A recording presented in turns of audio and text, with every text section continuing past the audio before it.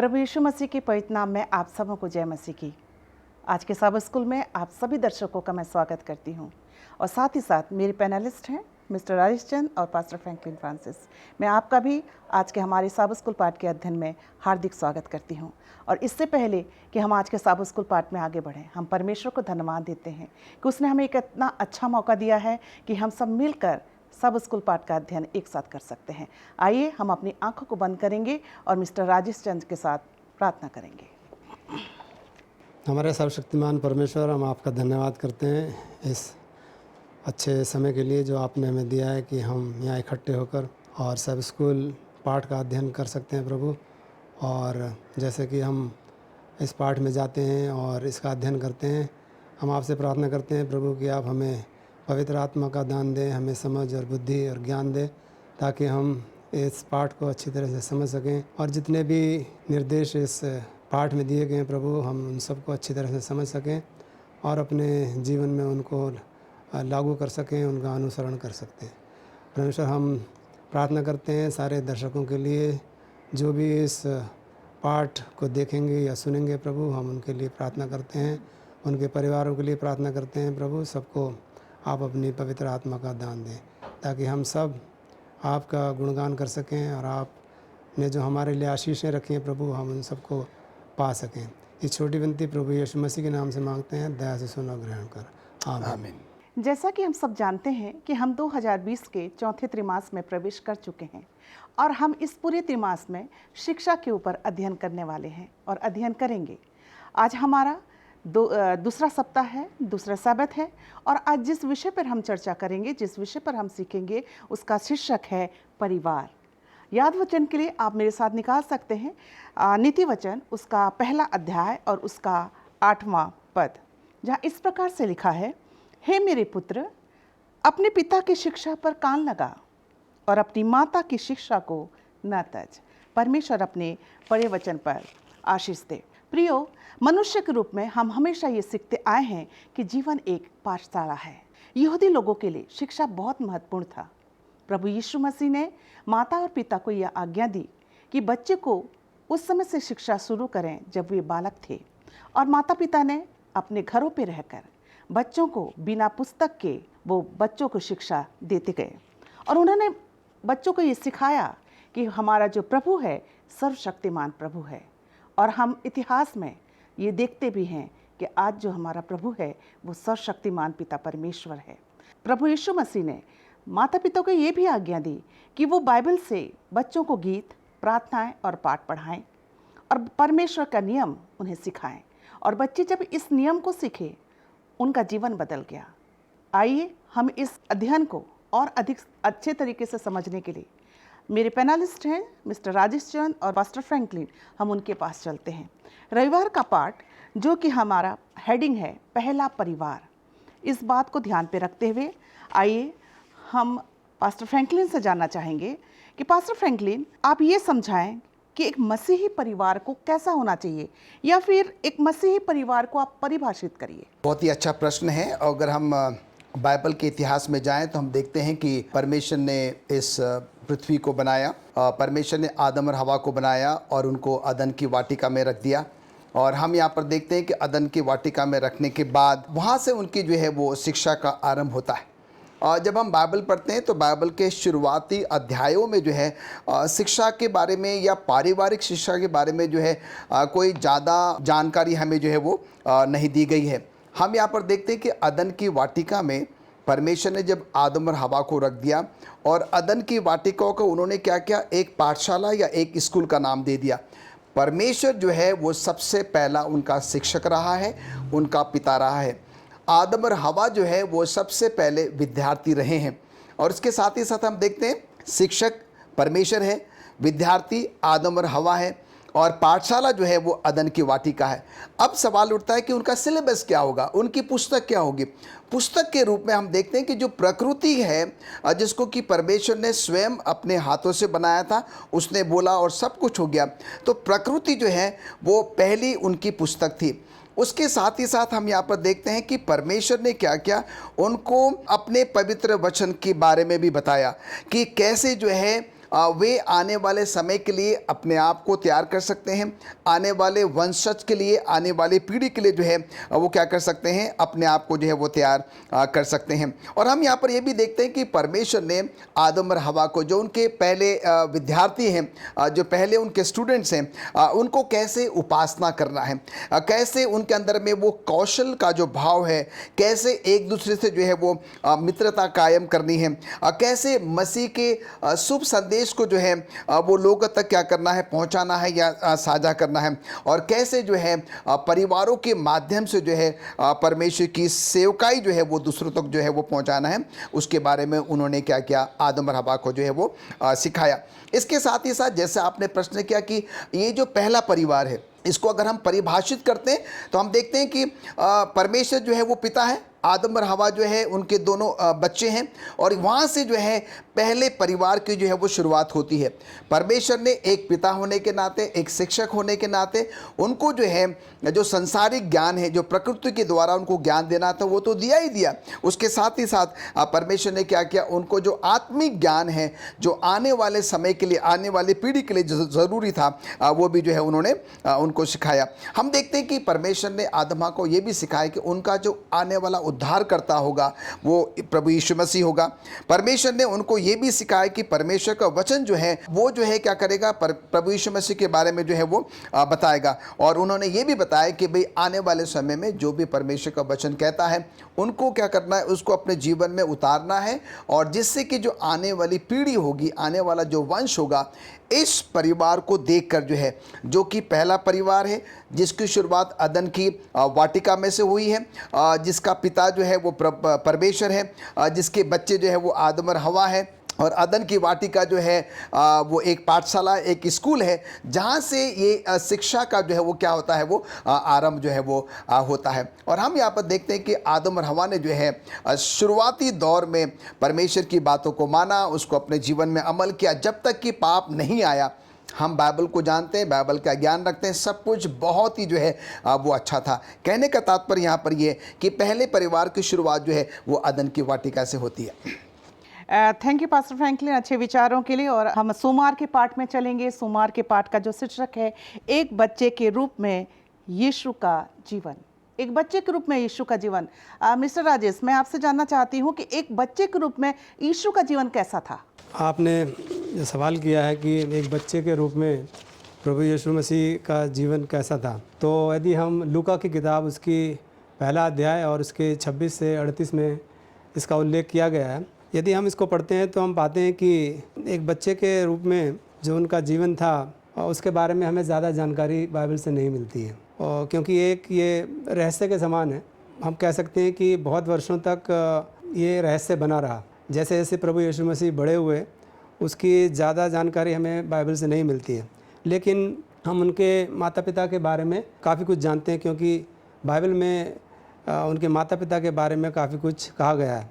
और जो भी हम उनके माता पिता के बारे में जानते हैं, उससे हमें यीशु के जो प्रारंभिक वर्ष थे, जो उनका बचपन था या जब वो बड़े हो रहे थे, उसकी शिक्षा के बारे में काफ़ी मदद मिलती है उससे। माता पिता के जीवन से हम प्रभु यीशु मसीह के जीवन का आकलन कर सकते हैं।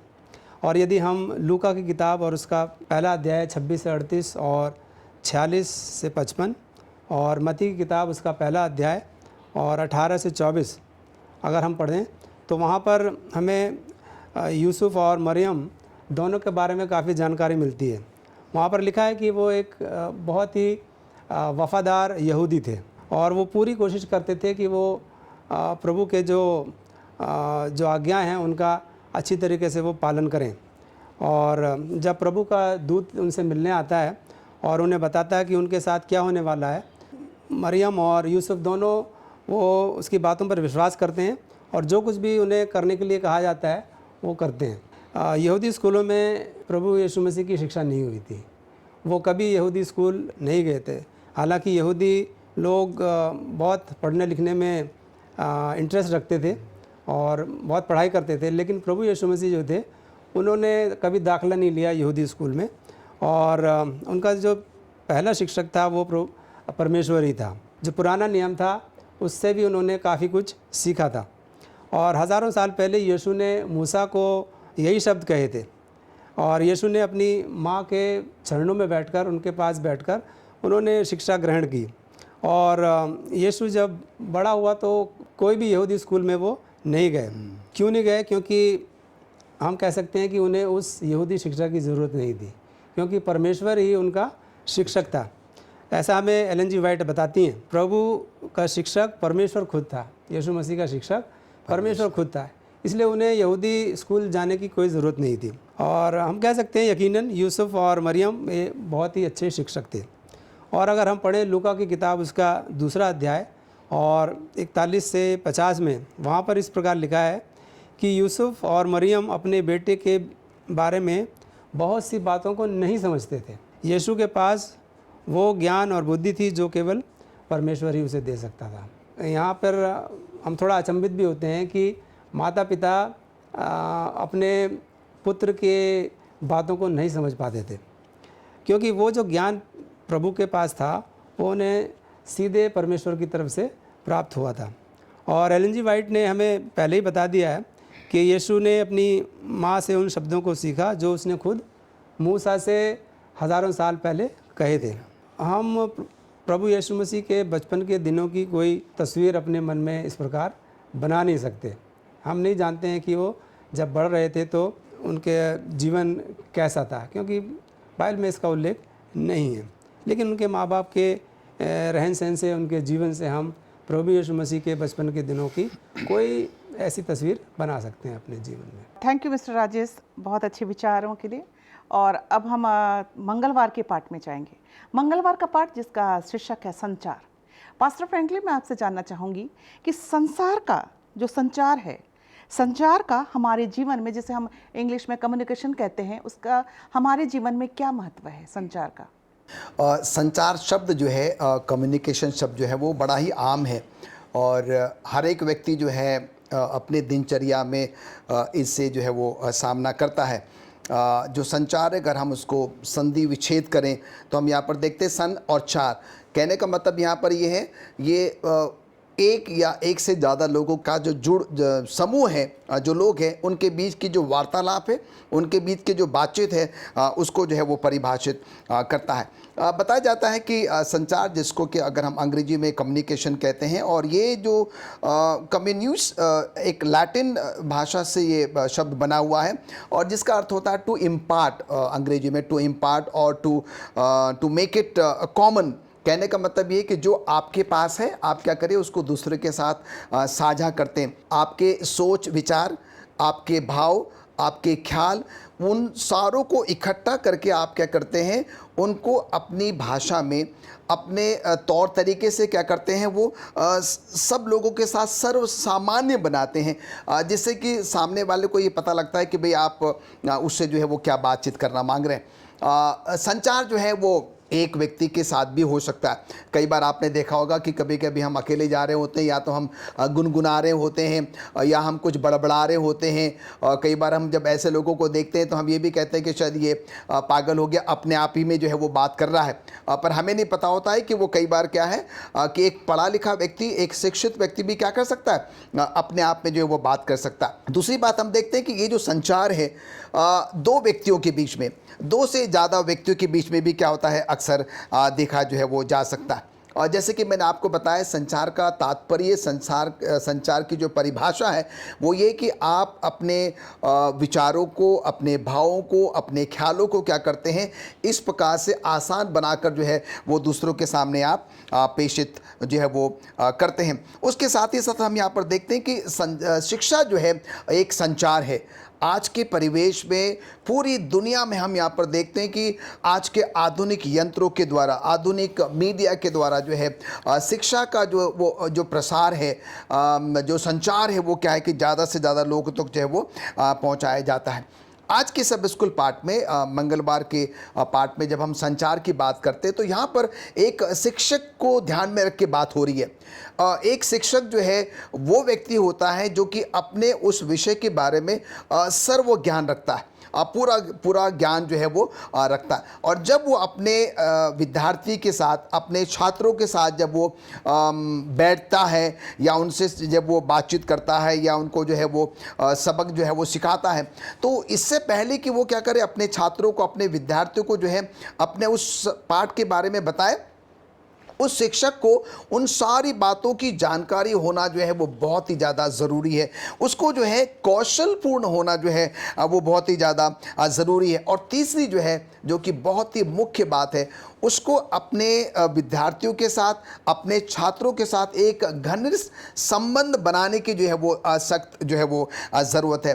अगर मान लीजिए कि भाई वो शिक्षक जो है बहुत ही ज़्यादा कठोर है या बहुत ही ज़्यादा चिड़चिड़ा है या बहुत ही ज़्यादा गुस्सेला है, तो ये जो विद्यार्थी, ये जो बच्चे हैं, वो उनकी बातों को सुनेंगे ज़रूर, पर वो अपने जीवन में उसको जो है वो नहीं उतार पाएंगे। और इसलिए ये बहुत ही ज़्यादा ज़रूरी है, एक शिक्षक जो अपने विद्यार्थियों के साथ जब वो बैठते हैं तो उनको क्या करना है, एक मित्रता जो है वो कायम करने की ज़रूरत है। एक मित्र भाव में जो है अपने पाठ को जो है वो उन तक पहुंचाने की जो है वो ज़रूरत है। और हम यहाँ पर देखते हैं कि उसके साथ ही साथ क्या होता है, तभी जो है उन विद्यार्थियों में, बच्चों में, उनके दिमाग का, मकसद का जो है वो विकास होता है। अन्यथा क्या है कि बच्चे क्लास में बैठे होते हैं, टीचर अपना पढ़ा रहा होता है और उसको सुनते नहीं है, समझते नहीं हैं और कोई फ़ायदा जो है वो नहीं होता। तो एक अच्छा शिक्षक जो है, जो संपूर्ण ज्ञान रखता है, अपने बच्चों के साथ, विद्यार्थियों के साथ एक मित्रता कायम करता है और तभी वो क्या कर सकता है, उनको आने वाले भविष्य के लिए जो है एक बेहतर विद्यार्थी और आने वाले समय के लिए एक बेहतर शिक्षक भी जो है वो तैयार कर सकता है। इसके साथ ही साथ जो आज का सब स्कूल पाठ मुझे आपको समझाना चाहता है कि परमेश्वर जो है वो हमारा शिक्षक है और वो सर्वगुण संपन्न है, उसमें सब कुछ है। हम ऐसे विद्यार्थी जो है जब परमेश्वर के साथ बैठते हैं, परमेश्वर के वचनों को हम सुनते हैं, समझते हैं, तो हम देखते हैं कि कितने आसान तरीके से, कितने प्रेम भाव से जो है परमेश्वर क्या करता है, अपने वचनों को हमें जो है वो समझाता है। और जो कुछ हम सीखते हैं और हमें ये सलाह दी जाती है कि हम क्या करें, उसको अपने तक जो है वो ना रखें। जिस प्रकार से जो एक अच्छा विद्यार्थी होगा वो क्या करता है, अपना वो ज्ञान दूसरों के साथ भी जो है वो बांटता है। तो अंततः जो है मुझे और आपको यहाँ पर आज के सब स्कूल पाठ, मंगलवार के पाठ संचार से ये सबक, ये संदेश मिलता है कि परमेश्वर हमारा शिक्षक है, हम उसके विद्यार्थी हैं, उसने हमको बहुत कुछ सिखाया है। आइए हम उसको अपने तक ना रखते, हम क्या करें, उसको दूसरों के साथ भी साझा करें। और जितना ज़्यादा आप बांटेंगे उतना ज़्यादा क्या होगा कि आपके ज्ञान में उन्नति होगी, विकास होगा और इस प्रकार से जो है आप परमेश्वर के संदेश को लोगों तक जो है वो पहुंचाएंगे। और अंत में सिर्फ एक वाक्य और बोलना चाहूँगा मिसेस एलिस, और वो ये है कि जो मित्रता जो है, एक घनिष्ठ मित्रता हमारे और परमेश्वर के बीच में कायम होना जो है वो बहुत ज़्यादा ज़रूरी है। थैंक यू पास्टर फ्रैंकलिन, बहुत अच्छे विचार थे आपके कि हमारी जो मित्रता है परमेश्वर और हमारी की जो बीच की दूरी है वो कम होनी चाहिए। आइए हम बुधवार के पाठ में चलेंगे, जो कि जिसका शीर्षक है माता पिता के लिए परमेश्वर की योजना। और इसके लिए मैं मिस्टर राजेश चंद से जानना चाहूँगी। मिस्टर राजेश, आप हमें बताइए, माता पिता को अपने बच्चों को किस प्रकार से प्रशिक्षित करना चाहिए और माता पिता के लिए परमेश्वर की क्या योजना है? इससे पहले कि मैं आपके प्रश्न का जवाब दूं, जो भी पास्टर फ्रैंकलिन ने हमें बताया, जो समझाया, उस पर मैं एक छोटी सी टिप्पणी करना चाहता हूं कि पास्टर फ्रैंकलिन ने बताया संचार के बारे में, और यदि हम आज के संदर्भ में इसको देखें तो संचार आजकल बहुत ज़रूरी है। बिना संचार के हमारा जीवन जो एकदम ठप सा हो जाता है, एकदम रुक जाता है। अगर एक दिन भी आप अपना मोबाइल इस्तेमाल नहीं करेंगे तो आपको लगेगा कि हमने कुछ किया ही नहीं। हाँ, तो संचार आज के जीवन में बहुत ज़रूरी है। जैसे आपने प्रश्न किया माता पिता के लिए परमेश्वर की योजना के बारे में, तो हम इसको पढ़ते हैं इफिसियन की किताब, एफिशियंस, हिंदी में इफिसियों किताब, और उसका 6वां अध्याय और 4थे पद में हम इसके बारे में पढ़ते हैं। तो यहाँ पर एक बहुत अच्छा निर्देश दिया गया है, और वो है ख़ास तौर से, विशेष तौर से पिताओं के लिए। इसमें लिखा है, पिताओं तुम भी अपने बालकों को क्रोध मत दिलाओ, अपने बालकों को क्रोध मत दिलाओ, बल्कि प्रभु से मिली शिक्षा और निर्देशों को देते हुए उनका पालन पोषण करो। तो हमें बहुत अच्छा निर्देश दिया गया है, ख़ास तौर से पिताओं के लिए, कि हमें अपने बच्चों पर क्रोध नहीं करना है, उन्हें क्रोध नहीं दिखाना है, बल्कि जो परमेश्वर ने निर्देश दिए हैं उनको ध्यान में रखते हुए उनका पालन पोषण हमें करना चाहिए। और दूसरा पद मैं यहाँ पढ़ूँगा नीति वचन से। तो यहाँ पर एक नीति वचन 31 और उसके 10वें पद में इस प्रकार लिखा है, भली पत्नी कौन पा सकता है, क्योंकि उसका मूल्य मूंगों से भी बहुत अधिक है। तो पत्नी के बारे में यहाँ पर ख़ास तौर से बोला गया है, और पत्नी जो है वही आगे जाके माँ बनती हैं। माता पिता के पास एक बहुत बड़ा काम है। पिता परिवार का मुखिया होता है, और परिवार एक नर्सरी कक्षा के समान होता है, जहाँ बच्चों को स्कूल, चर्च और समुदाय के लिए हम तैयार करते हैं। अगर पिता कमज़ोर है या वो ज़िम्मेदार नहीं है, तो चर्च, स्कूल और समुदाय से जुड़े लोग जो हैं वो सारे प्रभावित होते हैं, वो सब पीड़ित होते हैं। सो पितरों को आत्मा का फल परिवार के सदस्यों को दिखाना चाहिए। और गलतियों की किताब और उसका 5वां अध्याय और उसके 22 और 23 पद में इस प्रकार लिखा है, पर आत्मा का फल प्रेम, आनंद, शांति, धीरज, कृपा, भलाई, विश्वास, नम्रता और संयम, ऐसे कामों के लिए कोई व्यवस्था नहीं है। तो निश्चित रूप से माताओं का जो रोल है, जो उनका काम है, वो बहुत ही महत्वपूर्ण है। माताओं का घर में उनके बच्चों के जीवन में एक बहुत बड़ा योगदान होता है, और हम यहाँ तक भी कह सकते हैं कि माताएं अपने बच्चों का जो भविष्य है उसको तय कर सकती हैं। वो माताएं घर को बहुत खुशहाल बना सकती हैं।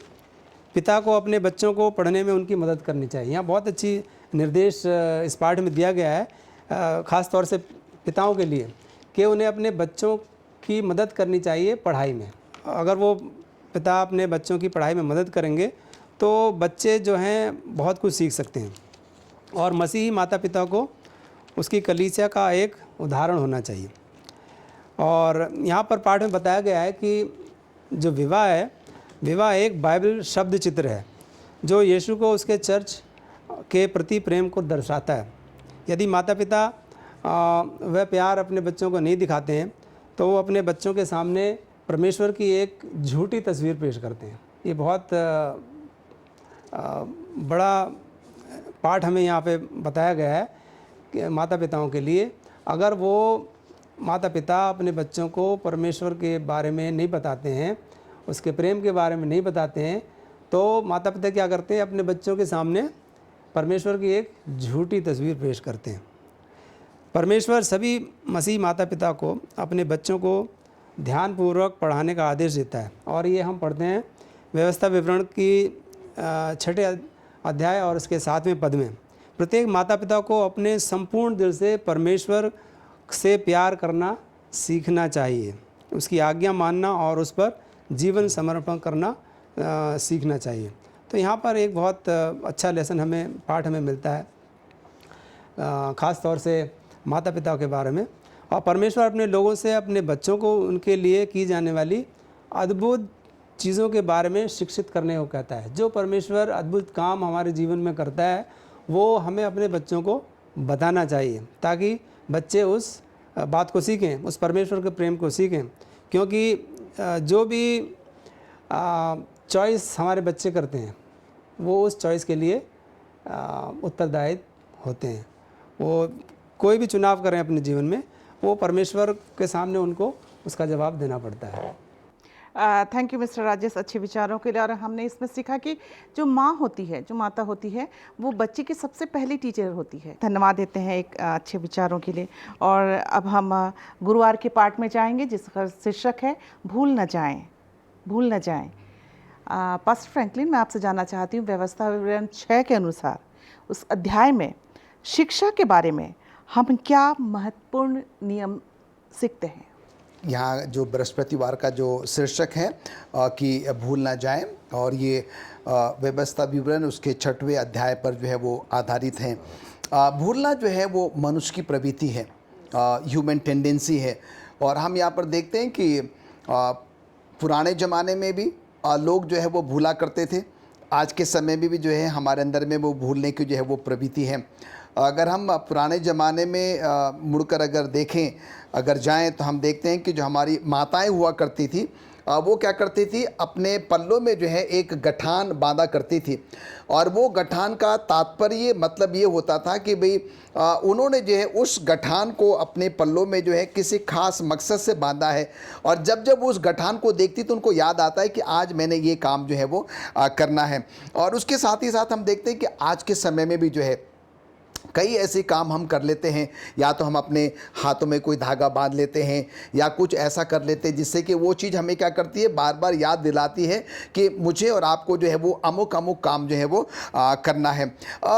अगर हम अपने बाइबल के इतिहास में जाएं, हम देखते हैं कि मूसा जो है जब इज़राइलियों के साथ, इससे पहले कि जो है वो उस प्रतिज्ञा वाले उस देश में जो है वो दाखिल हो, वो क्या करता है, इज़राइलियों को जो है बार बार ये समझाता है, बार बार ये सिखाने की जो है वो कोशिश करता है कि अब वो समय आ गया है कि हम क्या करने वाले हैं, उस प्रतिज्ञा वाले देश में, केनान में जो है वो प्रवेश करने वाले हैं।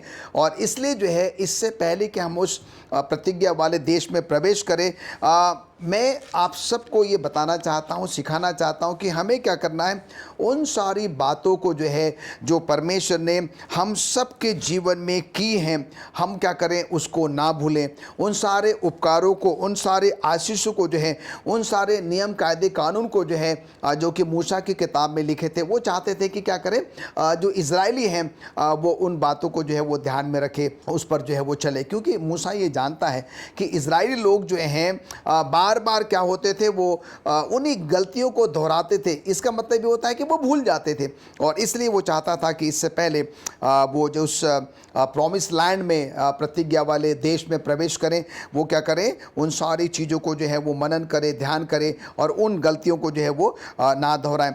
मैं चाहता हूं कि आप मेरे साथ अपनी बाइबल खोलें। हम यहाँ पर जो है व्यवस्था विवरण उसके 6वें अध्याय के हम 4थे पद से जो है चंद आयतें यहाँ पर जल्दी से जो है वो देखेंगे। व्यवस्था विवरण उसका 6वां अध्याय और उसके 4थी आयत से या पद से, हे इज़राइल सुन, यहोवा हमारा परमेश्वर है, यहोवा एक ही है। तू अपने परमेश्वर यहोवा से अपने सारे मन और सारे जीव और सारी शक्ति के साथ प्रेम रखना, और ये आज्ञाएं जो आज तुझको सुनाता हूँ वे तेरे मन में बनी रहे, और तू इन्हें अपने बाल बच्चों को समझाकर सिखाया करना, और घर में बैठे मार्ग पर चलते, लेटते, उठते इनकी चर्चा किया करना, और इन्हें अपने हाथ पर चिन्ह के रूप में बांधना, और ये तेरी आंखों के बीच टीके का काम दे, और इन्हें अपने अपने घर की चौखट की बाजुओं और अपने फाटकों पर लिखना। तो ये जो आयतें हैं, हम ऐसे पेरेंट्स जो है हमें ये सलाह दी जाती है कि हम क्या करें, अपने बच्चों को जो है वो शिक्षा दें, वो तालीम दें। जो है अक्सर जब बच्चे अपने घर में होते हैं तो हमें क्या करना, खास तौर से जो माएँ होती हैं, माताएँ होती हैं, उनको ये सलाह दी जाती है कि वो क्या करें, क्योंकि ज़्यादा से ज़्यादा समय वो अपने बच्चों के साथ व्यतीत करती हैं, उठते बैठते चलते फिरते लेटते वो क्या करें, उनको जो है वो परमेश्वर के वचनों को क्या वो समझाए, सिखाए और वो जो है बताएं। बाइबल में बहुत सारी ऐसी कहानियां हैं जो माताएं क्या कर सकती हैं, वो अपने बच्चों को के साथ साझा कर सकती हैं, जो है वो बांट सकती है। इसका मतलब ये नहीं होता है कि जो पिता हैं, जो फादर्स हैं, उनका कोई काम नहीं है। उनके ऊपर भी उतनी ही बड़ी जिम्मेदारी है कि वो भी क्या करें, जब जब उनको समय मिलता है अपने बच्चों के साथ वो क्या करें, परमेश्वर की उन सारी अच्छी बातों को, गुड बातों को क्या करें, उनके साथ जो है वो बांटें।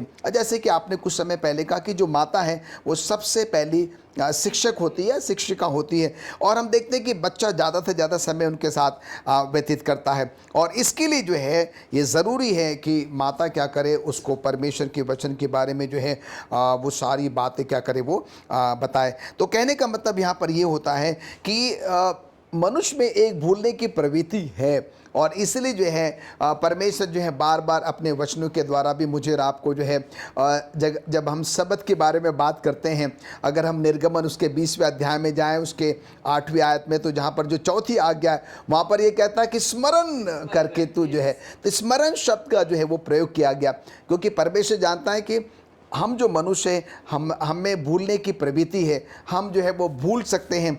और आज ये जो परमेश्वर का पवित्र शास्त्र मेरे और आपके पास है, वो इसलिए है क्योंकि परमेश्वर जानता है कि हम तो भूल सकते हैं। इसलिए इन वचनों को हम पढ़कर उन बातों को याद कर सकते हैं, उन बातों को जो है वो दोहरा सकते हैं। एज ए माता पिता हमें ये जिम्मेदारी दी गई कि हम क्या करें, परमेश्वर की उन सारी गुड़ बातों को जो है अपने बच्चों के साथ साझा करें, उनके साथ बांटें, जिससे कि जब ये बच्चे बड़े भी हो जाएं तो वो उन बातों को जो है वो ना भूलें। थैंक यू पास्टर फ्रैंकलिन अच्छे विचारों के लिए। और बाइबल हमें बताती है नीति वचन 3 और उसका पहला पद में कि हे मेरे पुत्र, मेरी शिक्षा को न भूलना, वरन अपने हृदय में मेरी आज्ञाओं को रखे रहना, क्योंकि ऐसा करने से तेरी आयु बढ़ेगी और तू अधिक कुशल से रहेगा। आइए हम फ्राइडे के पार्ट में चलेंगे, शुक्रवार के पार्ट में मिस्टर राजेश चंद से मैं जानना चाहूँगी। मिस्टर राजेश, आप हमें बताइए कि एलन जी वाइट बच्चों के प्रशिक्षण के बारे में क्या कहती हैं। यहाँ पर शुक्रवार के पाठ में एलन जी वाइट के जो विचार हैं माता पिता के लिए और बच्चों की देखभाल के लिए, उन्होंने एक किताब लिखी है एजुकेशन नाम से। और ये एजुकेशन किताब जो है उसकी उसमें 275 पेज पर इस प्रकार लिखा है, पिता और माता बच्चे की शुरुआती और बाद के शिक्षण के लिए जिम्मेदार हैं। शुरुआती और बाद की भी।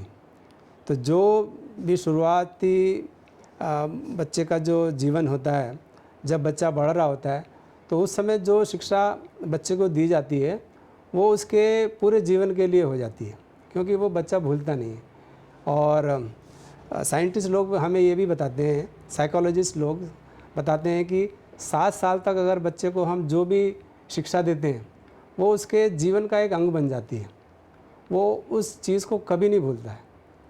तो इसलिए बच्चे का जो शुरुआती जीवन होता है, जब बच्चा बढ़ रहा होता है, तो हमें उसे परमेश्वर के वचन के बारे में, परमेश्वर के प्रेम के बारे में हमें बताना चाहिए, ताकि आगे चल के बच्चा जो उसको बिल्कुल भूले नहीं। तो यहाँ पर और लिखा है, माता पिता दोनों को अपने बच्चों को पढ़ने के लिए समय पूर्व तैयार होना चाहिए। सो एलन जी वाइट हमें बताती हैं कि बच्चे के जन्म से पहले ही माता पिता को तैयार होना चाहिए, उन्हें तैयारी कर लेनी चाहिए कि वो किस प्रकार से अपने बच्चे को प्रशिक्षित करेंगे। पुरुषों या महिलाओं को माता पिता बनने से पहले उन्हें इस बारे में सीखना चाहिए कि शरीर कैसे विकसित होता है, बच्चे का शरीर कैसे विकसित होता है, उसका मन कैसे विकसित होता है। उन्हें ये भी सीखने की ज़रूरत है कि अपने बच्चे को सही और गलत के बीच चुनाव करने के लिए हम बच्चों को किस प्रकार से प्रशिक्षित करेंगे। और पिता और माताओं को सीखना चाहिए कि दोनों को मिलकर साथ कैसे काम करना है। माता और पिता को दोनों को मिलकर किस प्रकार से काम करना है, ये उन्हें सीख लेना चाहिए, क्योंकि जब बच्चा उन्हें देखता है तो वो बहुत सीखता है।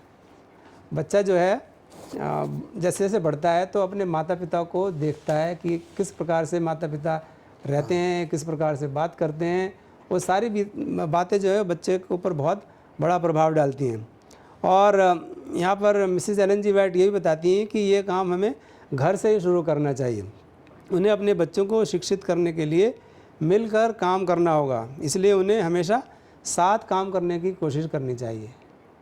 आजकल के ज़माने में हम देखते हैं कि बहुत से परिवार दुनिया में ऐसे हैं कि माता पिता को बच्चे को कुछ सिखाने के लिए समय नहीं मिलता है, क्योंकि पिता भी काम करते हैं, माता भी काम करती हैं। कभी पिता काम पे जाता है, कभी माता काम पे जाती है, कभी दोनों घर में नहीं होते हैं।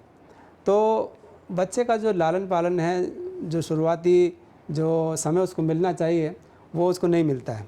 तो ये बच्चे के ऊपर बहुत गहरा प्रभाव डालती है। और यहाँ पर इन्होंने लिखा है कि उन्हें अपना दिल पूर्ण रूप से परमेश्वर को देना चाहिए, तब ये उससे मदद मांग सकते हैं।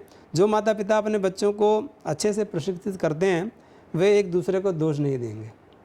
तो यहाँ पर एक बहुत ही विशेष बात एलन जी वाइट बताती हैं। कभी कभी परिवार में ऐसा होता है कि माता पिता एक दूसरे के ऊपर दोष लगा देते हैं। तो यदि माता पिता मिलकर काम करेंगे, मिलकर रहेंगे, तो इस प्रकार के विवाद से वो बच सकते हैं। यहाँ पे ये भी लिखा है कि वे समझते हैं कि दोनों अपने बच्चों को प्रशिक्षित करने के लिए जिम्मेदार हैं, इसलिए माता पिता को एक दूसरे का सम्मान करना चाहिए और साथ काम करने के लिए अपने बच्चों को और स्कूल के लिए भी एहसानमंद होना चाहिए। तो यहाँ पर बहुत अच्छी बात मिसेस एलन जी वाइट बताती हैं कि माता पिता को एक दूसरे का सम्मान करना चाहिए। कभी भी किसी बच्चों के सामने माता पिता लड़ाई ना करें, एक दूसरे के ऊपर दोष ना लगाएं, एक दूसरे के ऊपर कोई लांछन ना लगाएं, नहीं तो बच्चा वो सीख लेता है। तो हमें बहुत सावधान रहना चाहिए कि बच्चों के सामने हम किस प्रकार से पेश आते हैं, नहीं तो बच्चे वही चीज़ सीख लेते हैं। और अपने बच्चों को हमें ये भी सिखाना चाहिए कि जिस स्कूल में बच्चे पढ़ते हैं हमें उस स्कूल का एहसानमंद होना चाहिए। कभी कभी हम स्कूल पे बहुत सारे दोष लगा देते हैं, उनकी बुराई करते हैं कि स्कूल में ऐसा नहीं होता, वैसा नहीं होता। इन सब बातों से हमें बचना चाहिए और हमें अपने बच्चों को बहुत ध्यानपूर्वक उसका पालन पोषण करना चाहिए और उसको अच्छी बातें सिखानी चाहिए। थैंक यू मिस्टर राजेश अच्छे विचारों के लिए। और प्रियो, ज़रूरी है आज कि हम अपने बच्चों का जो पालन पोषण है बहुत अच्छे से करना चाहिए। हमें अपने परिवार का जो मुखिया है प्रभु यीशु मसीह को बनाना चाहिए। यदि हम अपने परिवार का मुखिया प्रभु यीशु मसीह को बनाते हैं तो हमारे परिवार में कभी भी कोई परेशानी नहीं आएगी। हम बाइबल में पढ़ते हैं नीति वचन 22 और उसका 6वां पद मैं पढ़ना चाहूँगी आपके सामने। लड़की को उसी मार्ग की शिक्षा दे जिस पे उसको चलना चाहिए और वह बुढ़ापे में भी उससे न हटेगा। अगर आपके घर में बच्चे हैं तो आप उन्हें शिक्षा उसी मार्ग की दीजिए जिसमें उसको चलना चाहिए, तब वो बुढ़ापे में भी उससे नहीं हटेगा। आज के हमारे साब स्कूल पाठ के अध्ययन में मिस्टर राजेश चंद और मिस्टर पास्टर फ्रैंकलिन ने आपने साथ दिया, आपने हमारे दर्शकों को भी अपने विचार रखे, इसके लिए मैं आपका धन्यवाद करती हूँ। और आइए, इससे पहले कि आज के हम अपने साब स्कूल पाठ को ख़त्म करें, पास्टर फ्रैंकलिन से हम दरख्वास्त करेंगे दुआ में अगुवाई करें। आइए प्रार्थना करें। स्वर्गीय पिता परमेश्वर, धन्यवाद देते हैं कि आपने अपनी उपस्थिति का हमें महसूस कराया। धन्यवाद देते हैं पिता परमेश्वर आज के अच्छे सब स्कूल पाठ के अध्ययन के लिए। धन्यवाद देते हैं हमारे अजीज़ों के लिए जिन्होंने कि अपने अपने घरों में बैठकर प्रभु आज के इस पवित्र सबत में आपके सब स्कूल पाठ को सुना है। प्रभु, हम आपसे यही विनती करते हैं कि जो कुछ भी प्रभु बोला गया है हमारे द्वारा, और वो हम चाहते हैं कि हमारे व्यक्तिगत जीवन में, हमारे पारिवारिक जीवन में, हमारे कलीसिया जीवन में प्रभु हम उसको अमल में लाने वाले बन सकें।